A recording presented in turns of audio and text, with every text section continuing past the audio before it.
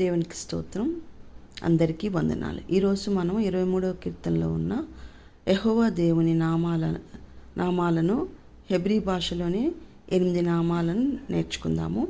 మొదటి వచనంలో యెహోవా నా కాపరి, నాకు లేమి కలగదనే దానిలో 2 నామాలు ఉన్నాయి.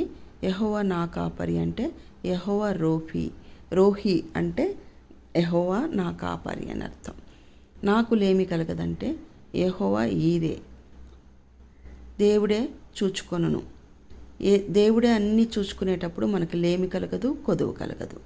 ఆ తర్వాత 2వ వచనం, శాంతికరమైన జలముల యొద్దకు నన్ను నడిపించుచున్నాడంటే యెహోవా షాలోం, దేవుడే మనకు శాంతిగా ఉంటాడు. 3వ వచనం, నా ప్రాణంలోకి ఆయన సేద తీర్చుచున్నాడంటే యెహోవా రాఫా, మనల్ని స్వస్థపరచు యెహోవా ఆయనే. తర్వాత తన నామమును బట్టి నీతి మార్గంలో నన్ను నడిపించుచున్నాడు అనంటే, నీతి మార్గంలో నడిపించుచున్నాడు అంటే యెహోవా సిద్కేను, దేవుడే మనకు నీతి.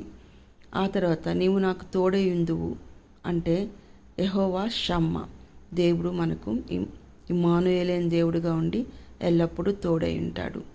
5వ వచనం, నా శత్రువుల ఎదుట నీవు నాకు భోజనం సిద్ధపరచుదు అంటే యెహోవా నిస్సి, యెహోవా మనకు ధ్వజంగా ఉంటాడు, యెహోవా మనకు జయమిస్తాడు.